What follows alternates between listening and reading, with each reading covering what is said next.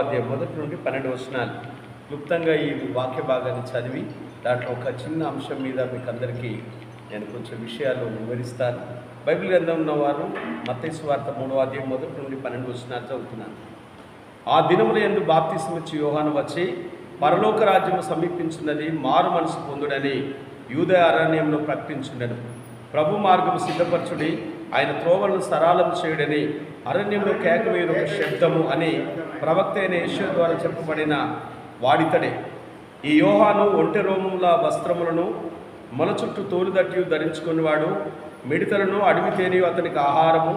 ఆ సమయమున యెరూషలేము వారును యూదయ వారందరూ యోర్దాను నది ప్రాంతంలో వారందరూ అతని వద్దకు వచ్చి తమ పాపమును ఒప్పుకొనుచు యోర్దాను నదిలో అతని చేత బాప్తిజం పొందుచుండ్రి. అప్పుడు పరిసయ్యులలోను సద్దుకయ్యులలోను అనేకులు బాప్తిజం పొందుట చూసి, సర్పసంతానమా, రాబో ఉగ్రతను తప్పించుకొనుటకు మీకు బుద్ధి చెప్పిన వాడెవడు? మారు మనసుకు తగిన ఫలములు ఫలించుడి. అబ్రహాము మాకు తండ్రి అని మీలో మీరు చెప్పుకొని తలంచవద్దు. దేవుడు ఈ రాళ్ల వలన అబ్రహాముకు పిల్లలను పుట్టింపగలడని మీతో చెప్తున్నాను. ఇప్పుడే గొడ్డలి చెట్టు వేరున ఉంచబడి ఉన్నది కనుక మంచి ఫలములు ఫలింపని ప్రతి చెట్టును నరకబడి అగ్నిలో వేయబడును. మారు మనసు నిమిత్తము నేను నీళ్ళలో మీకు బాప్తిజం ఇచ్చున్నాను. అయితే నా వెనుక వచ్చున్నవాడు నాకంటే శక్తిమంతుడు. ఆయన చెప్పులు మోయుటకును నేను పాత్రులను కాను. ఆయన పరిశుద్ధాత్మలోను అగ్నితోను మీకు బాప్తిజం ఇచ్చును. ఆయన చేతిలో ఉన్నది. ఆయన తన కళ్ళమును బాగా శుభ్రం చేసి గోధుమలను కొట్లలో పోసి ఆరని అగ్నిని పొట్టును కాల్చివేనని వారితో చెప్పాను. ఈ మాటలు దేవుడు దీవించునుగా.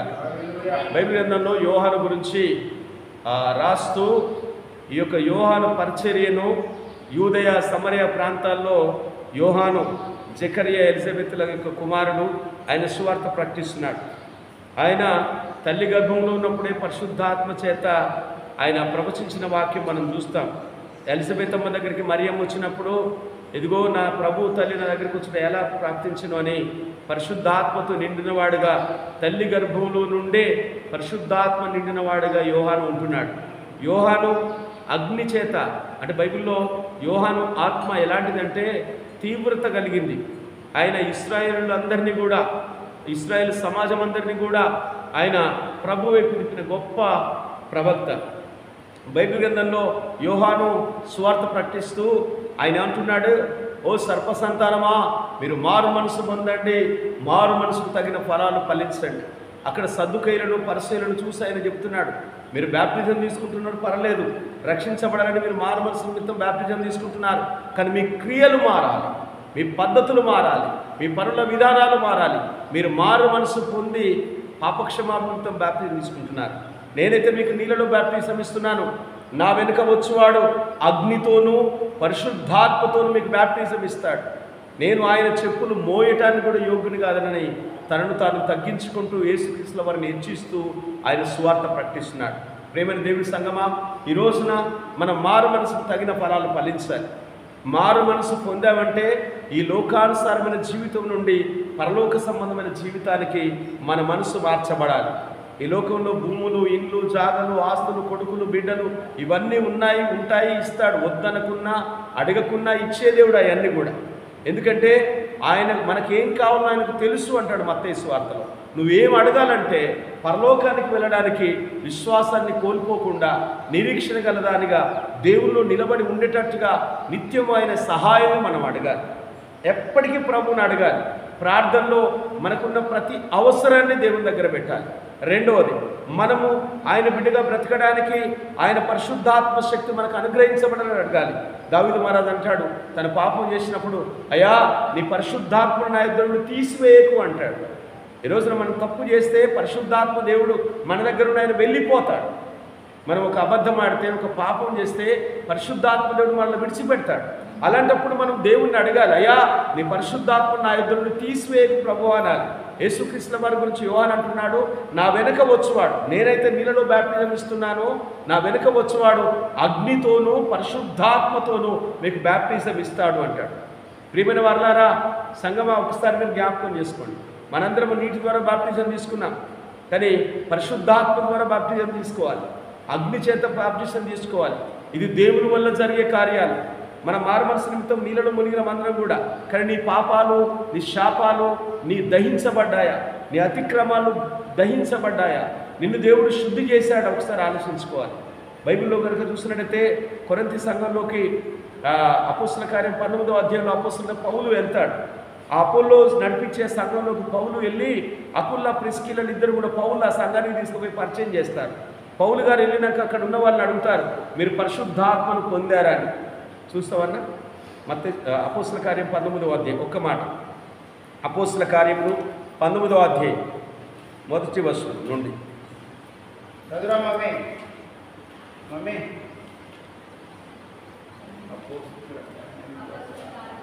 19వ అధ్యాయం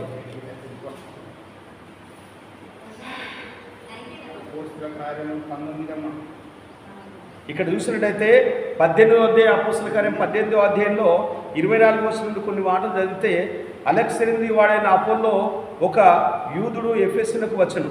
అతడు విద్వాంసుడును లేఖనందు ప్రావీణుడైండెను. అతడు ప్రభు మార్గం విషయమై ఉపదేశం పొంది తన ఆత్మయందు తీవ్రపడి యోహాను బాప్తిజం మాత్రమే తెలుసుకొని వాడై యేసును గురించిన సంగతులు వివరంగా చెప్పి బోధించుతూ సమాజ మందిరంలో ధైర్యంగా మాట్లాడని ఆరంభించను.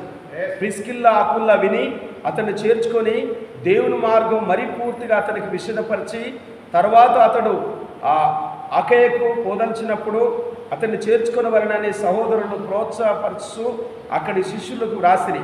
అక్కడికి వచ్చి కృపచేత విశ్వసించిన వారికి చాలా సహాయం చేశాను. యేసు క్రీస్తు అని లేఖనల ద్వారా అతడు దృష్టాంతరపరిచి యూదులు వాదము బహిరంగంగాను గట్టిగాను ఖండించవచ్చును. ఇక్కడ 19వ అధ్యాయం అపోలో కొరింథీలో ఉన్నప్పుడు జరిగినదేమనగా, పౌలు ప్రదేశంలో సంచరించి ఎఫెసునకు వచ్చి కొందరు శిష్యులను చూసి, మీరు విశ్వసించినప్పుడు పరిశుద్ధాత్మను పొందితురా అని వారిని అడగగా, వారు పరిశుద్ధాత్మ సంగతి మేము వినలేదని చెప్పి, అప్పుడు అతడు అలాగైతే మీరు దేన్ని బట్టి బాప్తిజం పొందిరని అడగగా, వారు యోహాను బాప్తిజం బట్టి అండ్రి. అందుకు పౌలు, యోహాను తన వెనుక వచ్చువాని అనగా యేసుక్రీస్తును విశ్వాసం ఉంచమనని ప్రజలతో చెప్పుచు మారు మనసు విషయమని బాప్తిసం ఇచ్చు వచ్చెను. వారు ఆ మాటలను ప్రభుని యేసునామమున బాప్తిసం పొందిరి. తర్వాత పౌలు వారి మీద చేతులు ఉంచగా పరిశుద్ధాత్మ వారి మీదకి వచ్చెను. అప్పుడు వారు భాషలతో మాట్లాడుచు ప్రవశించడం మొదలుపెట్టిరి. హల్లెలూయా, హల్లెలూయా. దేవుని సంగమా, ఇక్కడ కనుక పౌలు చూసినట్టయితే యోహాను ఏ సువార్త ప్రకటించాడో ఆ విషయాన్ని జ్ఞాపకం చేస్తున్నాడు. ఈ రోజున క్రైస్తవ సంఘాల్లో అందరూ నీటి ద్వారా బాప్టిజం తీసుకుంటున్నారు. కానీ పరిశుద్ధాత్మ బాప్టిజం జరగాలి, అగ్ని చేత బాప్టిజం జరగాలి. మన శాప పాపాలన్నీ కూడా దహించబడాలి. పరిశుద్ధాత్మ మన మీదకి వచ్చినప్పుడు మనం అన్ని భాషలు మాట్లాడతాం. ఈ రోజున సొసైటీలో క్రైస్తవ కుటుంబాల్లో ఏ విధంగా ఉందంటే, దైవజనమా, క్రైస్తవులందరిలో ఓన్లీ పరిశుద్ధాత్మ గురించి మాట్లాడితే వాళ్ళు పెంతుకోస్తోళ్ళు మాత్రమే అంటారు. కానీ బైబిల్లో యోహాను ఏ పెంతుకోస్తు కాదు, పౌలు గారు ఏ యొక్క బ్యాప్టిస్ట్ కాదు. బైబిల్లో అపోస్తల కార్యం అంటే క్రైస్తవ సంఘానికి మొట్టమొదటి పునాది అపోస్తల కార్యము. అపోస్తల కార్యంలో స్థాపించబడిన సంఘంలో పరిశుద్ధాత్మ గురించే ఎక్కువగా రాయబడింది. పరిశుద్ధాత్మ లేకుండా మీరు ఎట్లా ప్రభువును విశ్వసించారంటాడు. పరిశుద్ధాత్మను పొందకుండా మీరు దేవుని ఏ విధంగా అంగీకరించారంటాడు. కాబట్టి ప్రియమైన వారలారా, అక్కడ వాళ్ళకి అనేకమైన విషయాలు బోధిస్తూ ఆ యొక్క అపోలో బోధించిన సంఘంలోకి ఈ యొక్క అకుల్లా ప్రిస్కిల్లాను వెళ్ళి ఆయన బోధలో ఉన్న చిన్న చిన్న పొరపాట్లు చూసుకొని ఆయన చిన్న ఇంటికి భోజనం పిలిచి తన బోధలో ఉన్న చిన్న చిన్న ఆ మిస్టేక్స్ని కరెక్షన్ చేస్తూ ప్రేమతో ఆ సంఘానికి పౌలు గారిని పిలిచారు. పౌలు వచ్చిన తర్వాత అనేక విషయాలు బోధించాడు, అనేక విషయాలు మాట్లాడుతూ మీరు పరిశుద్ధాత్మను పొందకపోతే మీరు ఏ విధంగా దేవుణ్ణి విశ్వసించారంటారు. అప్పుడు బోధంతా విన్న తర్వాత పౌలు గారు వారి మీద చేతులు ఉంచినప్పుడు వాళ్ళందరూ పరిశుద్ధాత్మతో పొందుకున్నట్టుగా బైబిల్ రాయడం. పరిశుద్ధాత్మ పొందుకోవాలి. పరిశుద్ధాత్మ పొందుకున్నప్పుడు వారందరూ అన్య భాషలు మాట్లాడినట్టుగా బైబిల్లో రాయబడింది. ఈ రోజున పరిశుద్ధాత్మ లేకుండా చాలామంది మేము దేవుల్లో ఉన్నాం అనుకుంటారు. కానీ వారు రక్షించబడలేదో వారి విశ్వాసాన్ని పరీక్ష చేసుకోవడానికి వారు దేవుని ఆత్మను పొందుకున్నట్టుగా అనేకమైన సూచక్రియలు, మహత్కార్యాలు దేవుడు వారి ద్వారా జరిగిస్తాడు. అన్య భాషలు మాట్లాడతారు. అన్య భాషలు మాట్లాడడం ఎవరికి తెలుసా? అవిశ్వాసులకు సూచన. దేవుని నమ్మిన వాళ్ళు భాషను మాట్లాడుతున్నప్పుడు దేవుని నమ్మిన వారికి వీరేంటి ఇన్ని భాషలు మాట్లాడుతున్న సూచనగా భాషలు ఉంటాయని మొదటి కొరింథీయులకు రాసిన పత్రిక 14వ అధ్యాయంలో రాయబడింది. కాబట్టి దైవజనమా, మనందరం కూడా ఈ మధ్యాహ్న కాల సమయంలో ఆత్మను పొందుకోవడానికి పరిశుద్ధాత్మ కావాలి తండ్రికి మనం ప్రార్థన చేయాలి. పరిశుద్ధాత్మ కావాలి ప్రభు అని చెప్పి తండ్రిని మనం అడగాలి. యేసయ్య మాట్లాడుతూ అంటాడు, మీరు పరిశుద్ధాత్మ కావాలని తండ్రిని అడగండి. పరిశుద్ధాత్మ దేవుడు మీలోకి వస్తే సత్యంలో నుండి సర్వసత్యంలోకి మిమ్మల్ని నడిపిస్తాడంటాడు. పరిశుద్ధాత్మ లేకపోతే మనకు సర్వసత్యములకు మనం వెళ్ళలేము. మన ఆలోచనకు ఈ బైబిల్ వాక్యంలో లోతైన విషయాలు దేవుడు మనకు బోధించాలంటే మనం ఆత్మపూర్ణమై ఉండాలి. ఆత్మానుసారంగా ఉంటేనే తప్ప ఈ లోకయాత్ర నుండి మన మనసు మార్చబడి పరలోక రాజ్యం వైపు మనం తిరగం. అక్కడ పౌలు అపొస్తలుడైన యోహాను అక్కడ కనుక మనం చూసినట్లయితే మత్తయి సువార్త 3వ అధ్యాయంలో అక్కడ యేసుక్రీస్తు వారి గురించి చెప్తున్నాడు. 11, 12 వచనాల్లో ఆయన చాట ఆయన చేతిలో ఉంది. ఎవరి చాట? యేసయ్య చాట యేసయ్య చేతిలో ఉంది.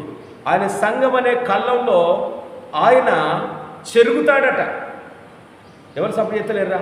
భాగ్యక ఆయన సంఘం అనే కళ్ళంలో యేసయ్య చేతిలో చాటు ఉందట. ఆ చాటలో మనల్ని మోసి చెరిగితే మనం పొట్టుమో గట్టి గింజలమో బయటకు వస్తాం. పొట్టు జరిగితే ఉంటుందా? పొట్టు అవా దేవుడు జరుగుతాడట. దేవుడు చెరిగితే మరి నిలబడేమా? మనం గట్టి గింజలమా, తాలుమా, దుబ్బమా, ధూళిమా? ఒకసారి మీరు పరిశీలించుకోండి. నువ్వు ఎన్ని గంటలు ప్రార్థన చేస్తున్నావు? ఇంట్లో దేవుని సన్నిధిలో ఎంతసేపు గడుపుతున్నావు? దేవుణ్ణి అడగండి అన్ని విషయాలు. పరిశుద్ధాత్మ కావాలని ఈ రోజు నుండి అడగడం మొదలు పెడతాం. పరిశుద్ధాత్మ లేనివాడు నావాడు కాదని రోమిలికి రాసిన పత్రిక 8వ అధ్యాయం అంటాడు. ఆత్మ లేనివాడు ఆయన వాడు కాదట. గలతీయులకు రాసిన పత్రిక 5వ అధ్యాయం 17వ వచనంలో ఆత్మకును శరీరమునకు విరోధముగా ఆపేక్షిస్తున్నాయి. ఆత్మానుసారమైన జీవితం వేరు, శరీరానుసారమైన జీవితం వేరు. శరీరానుసారమైన జీవితం ఏంటో తెలుసా? ఆత్మకు వ్యతిరేకంగా ఆపేక్షిస్తాయి. ప్రార్థన చేద్దామంటే చేయొద్దంటది. మెలకు వస్తుంది కానీ అనేకమైన విషయాలు ఆలోచిస్తాం కానీ లేచి మోకరించి చేతులు ఎత్తి ప్రార్థించలేము. ప్రార్థన చేయాలని తెలుసు కానీ ప్రార్థించలేము. అప్పుడు మన శరీర క్రియల్లో ఉన్నట్టు లెక్క. ఆత్మ ప్రేరేపణ చేస్తూ ఉంటుంది, లేచి ప్రార్థన చేయి, లేచి బైబిల్ చదవంటది. కానీ చదవలేము, లేవలేము, ప్రార్థన కూడా చేయలేము, మోకాలు అసలే వంచలేము. కారణం ఈ శరీరము ఆత్మను అణిచిపడతాము. బైబిల్లో అక్కడ గలతీయులకు రాసిన పత్రిక 5వ అధ్యాయం 17వ వచనంలో పౌలు గారు అంటాడు, ఆత్మకును శరీరమునకు విరోధంగా ఆపేక్షిస్తున్నాయి. శరీర కార్యాలు స్పష్టమైన అవేవనగా శరీర కార్యాల్లో చాలా ఉన్నాయి. పగ, ద్వేషం, కలహం, కపటం, వైర్యం, పగ, గొడవ, లొల్లులు, పంచాదులు, చెడ్డ మాటలు, బూతులు, చెడ్డ తలంపులు, ఇవన్నీ శరీర క్రియలు. ఆత్మానుసారమైన కింద ఉంటాయి. 22వ వచనంలో సంతోషం, సమాధానం, దీర్ఘశాంతం, దయాలుత్వం, మంచితనం, ఆశా నిగ్రహం, ఇవన్నీ కూడా దేవుని ఆత్మ కలిగిన వాళ్ళు ఉంటాయి. ఎవరంటే పర్లేదు దేవుడు చూసుకుంటారంట. ఓపిక ఉంటుంది, సహనం ఉంటుంది. విశ్వాసం అనేది 6వదో 7వదో. మేము విశ్వాసం అని చెప్పుకోవాలంటే ఫస్ట్ సంతోషాన్ని అనుభవించాలి. దేవుల్లో నిత్యం ఆనందంగా ఉండాలి, సమాధానంగా ఉండాలి, దీర్ఘశాంతం కలిగి ఉండాలి. దేవుడు ఒక రోజున మేలు చేస్తాడని విశ్వాసంతో ఎదురు చూడాలి. ఎవరన్నా ఏమన్నా కూడా తొందరపడనకుండా ఎక్కువ రోజులు ఓపిక పట్టాలి. పగ ఉండొద్దు. మొన్న ఒకరు మాట్లాడుతూ ఉన్నారు. నిన్న శనివారం ఉపవాస ప్రార్థనలో కొన్ని రకాల మాటలు మాట్లాడుతారు. నేను అన్నాను, నువ్వు దేవుని సేవకుడు అయితే, దేవుని సేవకురాలు అయితే ఇతరులు చేసిన కీడు నువ్వు మర్చిపోవాలి. యేసుక్రీస్తుల వారు కలువరి శిలువలో తను అంటున్నాడు, కాళ్ళలో చేతుల్లో మేకులు కొట్టిన వారిని చూసి, తండ్రి వీరేం చేస్తున్నారు వీరికి తెలియదు కనుక వీరిని క్షమించమని యేసయ్య చెప్పాడు. ఈ రోజున క్రైస్తవుల ఎవరైనా ఏదైనా తప్పులు చేసినా, ఏదైనా ఇబ్బంది పెట్టినా, ఏదైనా గాయపరిచినా కూడా మనం వాళ్ళు క్షమించాలి. వాళ్ళ కోసం మనం ప్రార్థన చేయాలి. అదే విషయంలో స్టెఫెన్ కనుక చూసినట్లయితే అపోస్తల కార్యం 7వ అధ్యాయంలో స్టెఫెన్ కూడా అతన్ని రాళ్లతో కొడుతున్న వారిని చూసి ఆయన ప్రార్థన చేశాడు. తండ్రి ఈ పాపం వీళ్ళ మీద మోపకుండా వీరిని నేను క్షమించాయా అని చెప్పి స్టెఫెన్ వాళ్ళ క్షేమాపణ కోసము తండ్రికి ప్రార్థన చేసి ప్రాణం విడిచినట్టుగా బైబిల్లో చూస్తాం. యేసుక్రీస్తుల వారు ఏ విధంగా అయితే శత్రువులను హింస పెట్టే వారి కోసం ప్రార్థన చేశాడో స్టెఫెన్ కూడా అదే రకంగా ప్రార్థన చేశాడు. అందుకే మత్తయి సువార్త 5వ అధ్యాయం 44వ వచనంలో యేసుక్రీస్తుల వారు కూడా అంటాడు, మీరు శత్రువులను క్షమించండి, మనస్ఫూర్తిగా క్షమించాలి. శరీర క్రియల్లో ఏదైనా గింత జరిగితే పాత విషయాలన్నీ గుర్తు చేసి అవన్నీ రివైండ్ చేయొద్దు. 4 వారాల క్రితం ఏ వాక్యం చెప్పినా అది గుర్తుంటే చాలు. బైబిల్లో ఎన్ని పుస్తకాలు ఉన్నాయో అది గుర్తుంటే చాలు. దేవుడు పోయిన వారం నీతో ఏ వాక్యం మాట్లాడు, ఏ రెఫరెన్స్తో దేవుడిని దర్శించాడు ఆ వాక్యం గుర్తుంటే చాలు. యోహాను సువార్త 15వ అధ్యాయం 7వ వచనంలో నా యందు మీరును మీ యందు నా మాటలు కనుక్కున్నట్లయితే మీకు ఏది ఇష్టమో అడగమని దేవుడు అంటున్నాడు. యోహాను సువార్త 1వ అధ్యాయం 1వ వచనంలో ఆది యందు వాక్యమును, వాక్యము దేవుడి యొద్ద ఉండెను, వాక్యమే దేవుడై ఉన్నాడు. ఈ వాక్యం మనలో ఉంటే, దేవుని మాటలు మనకు గుర్తుంటే మనం దేవుణ్ణి ఏది అడిగినా దేవుడు ఇస్తాడు. కానీ 10 సంవత్సరాల క్రితం ఎవరో ఏవో అన్న మాట మాత్రం ఇంకా మనం మర్చిపోం. అంటే మనం శరీర క్రియల్లో ఉన్నాం, పగతో ఉన్నాం, ద్వేషంతో ఉన్నాం, కలహంతో ఉన్నాం, వైర్యంతో ఉన్నాం. ఎవరినంటే వాళ్ళప్పుడు మనల్ని అన్న విషయాలని గుర్తు చేసుకుంటారు. అంటే నువ్వు వాళ్ళని క్షమించలేదు అన్నట్టు. మీరు శత్రువులు మనస్ఫూర్తిగా క్షమించాలని ప్రభు చెప్పాడు. మన మనస్ఫూర్తిగా క్షమిస్తే వాళ్ళు ఏమన్నా అవి గుర్తు చేసుకోం. మనం ఎవరైనా బాధ పెట్టినా, ఎవరైనా తిట్టినా, ఎవరైనా దూషించినా అవన్నీ మర్చిపోవాలి, క్షమించాలి. అవన్నీ గుర్తుపెట్టుకుంటున్నామంటే ఇంకా మనం వైర్యంతో ఉన్నట్టే లెక్క, ఇంకా మనం పగతో ఉన్నట్టే లెక్క, ఇంకా మనం కలహంతో ఉన్నట్టే లెక్క. ఏదైనా అవకాశం వస్తే అవన్నీ బయట పెడుతున్నామంటే మనలో పరిశుద్ధాత్మ లేదని దాని సాదృశ్యం. పరిశుద్ధాత్మ కనుక మనలోకి వస్తే, అగ్ని బ్యాప్టిజం కనుక జరిగితే మనలో ఉన్న శాపగ్రస్తమైన జీవితం దహించబడుతుంది, పాపాలన్నీ పరిహరించబడతాయి, మనలో ఉన్న బలహీనతలన్నింటి విడుదల కలుగుద్ది. దేవుని ఆత్మ మనలోకి వచ్చి ఈ ఆత్మ సత్యముల నుండి సర్వసత్యంలోకి మనల్ని తీసుకువెళ్తుంది. కొలస్సీయులకు రాసిన పత్రిక 1వ అధ్యాయం 20లో ఆయన మహిమ సింహాసనం ఎదుట మనందరము నిర్దోషులుగా ఆయన సముఖంలో నిలబడతాం. మనం మన శత్రువుల కోసం చేసిన ప్రార్థనలన్నింటిని బట్టి దేవుడు మన పక్షాన యుద్ధం చేస్తాడు. నువ్వు పగ తీర్చుకుంటే నీ చెయ్యేపాడిది, నా చెయ్యేపాడు. అదే దేవుడి కనుక అవకాశం ఇస్తే భూమిని ఆకాశాన్ని సమస్తం కలిగేసిన దేవుని హస్తము చాలా పెద్దది. నీ శత్రువుల మీద విజయం ఆయన నీకు ప్రకటిస్తాడు. శత్రువు నువ్వు గెలవలేవు, నీవంతటా నువ్వు ఏమీ సాధించలేవు. దేవుడు తోడుంటే తప్ప, దేవుడు నీకు తోడుండి సహాయం చేస్తే తప్ప. ఒక్కసారి మీరు ఆలోచించండి. ఈ మధ్యాహ్నకాల సమయంలో పరిశుద్ధాత్మ కావాలని మీరు అడగాలి. నిత్యము ఆయన దేవుడి సన్నిధి కావాలని అడగాలి. ఇక్కడ అంటున్నాడు యోహాను, ఆయన చాట ఆయన చేతిలో ఉంది. ఆయన తన కళ్ళమును బాగుగా ఎరిగినవాడట. ఆయన చెరిగి మంచి వాటిని కొట్టలో కొడతాడట, పనికి రాని వాటిని ఆరని అగ్నికి అప్పగిస్తాడట, దహించబడతామట. సంగమా, మధ్యాహ్నకాల సమయంలో మనం మారు మనసు పొందుదాం. యోహాను అంటున్నాడు, మీరు మారు మనసు పొందితే తప్ప మీరు పరలోక రాజ్యానికి వారసులు కాదు. మీరు మారు మనసు పొందాలంటే ఈ లోకములో ఉన్న ఈ జీవితము, 1 కొరింథీయులకు రాసిన పత్రిక 15వ అధ్యాయం 18-19 వచనాలు రాయబడింది. క్రీస్తు నందున్న వారు కూడా చనిపోయి వాళ్ళు నశించిపోయారట. ఈ 60-70 సంవత్సరాలకే దేవుని యందు విశ్వాసం ఉంచితే మనం కూడా మనుషులందరికంటే దౌర్భాగ్యమట. హల్లెలూయా. మనం 60-70 సంవత్సరాలకు దేవుని దగ్గరికి రావద్దు. ఈ లోకము తర్వాత, ఈ జీవితము తర్వాత నిత్యం ఉండే పరలోకం వైపు, పరలోకంలో చేరడం వైపు మన మనసు ఉంచాలి. మనం అందుకు దేవుని దగ్గర రావాలి. నా పాపాలన్నిటి కూడా ఆయన కలువరి శిలువలో ఆయన విలువైన రక్తంతో శుద్ధి చేశాడు, కడిగి వేశాడు. నీ గురించి, నా గురించి, మనందరి నిమిత్తం యేసుక్రీస్తు వారు తన అమూల్యమైన రక్తాన్ని ధారపోసి ఆ పరిశుద్ధమైన రక్తంతో మన పాపాలన్నీ కడిగి వేశాడు. నిన్ను, నన్ను, మనల్ని ఆ సింహాసనం మీద నీతిమంతులుగా నిలబెట్టడానికి దేవుడు కృపాసక్తి సంపూర్ణంగా మన మధ్యలో యేసుక్రీస్తు వారు వచ్చి ఆయన నివాసం చేశాడు. కాబట్టి సంగమా, ప్రియ దైవజనమా, దయచేసి మనం మారు మనసు పొందాలి.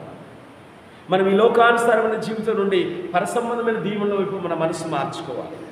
ఈ 60-70 సంవత్సరాల జీవితం కోసం క్రీస్తులోకి రానవసరం లేదు. ఈ 60-70 సంవత్సరాల్లో ఇళ్ళ కోసం, ఉద్యోగాల కోసం, భూముల కోసం, ఆస్తుల కోసం, కుటుంబాల కోసం, పెళ్లిల కోసం, భార్యల కోసం, భర్తల కోసం దేవుళ్ళకు రానవసరం లేదు. అక్కడ యోహాను ప్రకటిస్తున్న సువార్త అదే. మీరు మారు మనసు పొంది పాపక్షమాపణ నిమిత్తం మీరు బ్యాప్టిజం తీసుకోండి. ఎందుకంటే పరలోక రాజ్యం సమీపంగా ఉంది. మీరు పరలోక రాజ్యంలో ప్రవేశించాలంటే, ఆయన రాజ్యంలో నిత్య ఆనందాన్ని మీరు అనుభవించాలంటే మీరు మారు మనసు పొందాలి. మీరు మారు మనసు పొందితే ఆయన రాజ్యంలో నిత్యము ఆనందం. ఇక చర్చిలో ఎంత ఆనందంగా ఉంటారు అందరూ. పేతురు పాస్టర్ గారు చర్చిలో ఎంత ఆనందంగా ఉంటారు. ఇంటికి పోండి, ముఖాలు మారిపోతాయి, రీళ్లు మారిపోతాయి, ఫోన్లు మారిపోతాయి, పరిస్థితులు మారిపోతాయి. దేవుళ్ళు ఉన్నప్పుడు ఎంతో నెమ్మది. బైబిల్లో దావీదు మారు అంటాడు, అయ్యా నీ రెక్కల కింద నాకు ఆశ్రయం కలుగుతుంది, నీ రెక్కల కింద నాకు నెమ్మది దొరుకుతుంది, అయ్యా నీ రెక్కల కింద నాకు విశ్రాంతి దొరుకుతుందయ్యా, నీ మందిరంలో నాకు విశ్రాంతి దొరుకుతుందయ్యా అంటున్నాడు. కాబట్టి ప్రియమైన దైవజన్మ, పరిశుద్ధాత్మను కావాలని మీరు అడగండి, పరిశుద్ధాత్మని మీరు పొందుకోండి. పరిశుద్ధాత్మను పొందుకున్న తర్వాత ఆయన అన్య భాషలు, ఆయన ఆ వరాలు మీకు ఇస్తాడు. మీరు నిత్యము సంతోషంగా ఉంటారు, ప్రభువుకు సాక్షులుగా ఉంటారు. మీ మారిన జీవితము, మీ మారిన మనసు, మీలో నుంచి మంచి జీవజలం మాటలు అనేకులు ఆదరించేవిగా ఉంటాయి, అనేకులు ప్రభు దగ్గర తీసుకొచ్చేటిగా ఉంటాయి, అనేకులు క్రీస్తు సంఘములో వారిని తీసుకొచ్చి చేర్చేవిగా ఉంటాయి. మీ ప్రవర్తన అంతా కూడా మీ జీవితంలో దేవుడు చేసిన అనేకమైన మేలులు, దేవుడు మీ జీవితంలో చేసిన అనేకమైన గొప్ప కార్యాలు మీరు వారికి తెలియజేస్తున్నప్పుడు మీ జీవితంలో దేవుడు చేసిన గొప్ప సాక్ష్యాన్ని బట్టి వారు ప్రభు దగ్గరికి వస్తారు, వారు కూడా ప్రభుని అంగీకరిస్తారు, ఆ నిత్య నరకం నుండి తప్పించబడతారు. సంఘంలో ఉన్న మనందరం కూడా ఈరోజున మారు మనసు పొందాలి. మారు మనసు అంటే చెప్పండి, ఈ భూ సంబంధమైన జీవితం నుండి పరలోక సంబంధమైన జీవితం వైపు మార్చబడమే మారు మనసు. మారు మనసు అనగా ఈ లోకపరమైన జీవితం నుండి పరలోకపైన జీవితం వైపు మన మనసు మార్చుకోవడమే. యేసుక్రీస్తుల వారు వచ్చి ఆయన బోధ చేస్తున్నప్పుడు వాళ్ళందరూ అంటున్నారు, నికోదేము అంటున్నాడు యోహాను సువార్త 3వ అధ్యాయంలో, అయ్యా నువ్వు బోధిస్తున్న బోధలు మాకు అర్థం కావట్లేవు, నువ్వు అన్నావు కదా తిరిగి జన్మించాలని, మా తల్లిదండ్రులు ఆల్రెడీ చనిపోయారు, నేను వృద్ధుడను, నేను ఏ విధంగా తిరిగి మా తల్లి గర్భంలోకి వెళ్ళి జన్మించగలను, నువ్వు మాట్లాడుతున్న మాటలు, నువ్వు చేస్తున్న బోధ కొత్తగా ఉంది అంటున్నాడు. అప్పుడు యేసుక్రీస్తుల వారు అంటున్నాడు, ఒకడు నీటి మూలంగాను ఆత్మ మూలంగాను జన్మించితేనే తప్ప వాడు పరలోక రాజ్యానికి వారసుడు కాదు. నువ్వు పరలోక రాజ్యం చేర్చబడాలంటే నువ్వు మారు మనసు పొందాలి, నీటి మూలంగా బ్యాప్టిజం తీసుకోవాలి, ఆత్మ మూలంగా నువ్వు తిరిగి జన్మించాలి, ఆత్మానుసారమైన జీవితం జీవించాలి, శత్రువుల కోసం ప్రార్థన చేయాలి, శత్రువులను మనస్ఫూర్తిగా క్షమించాలి.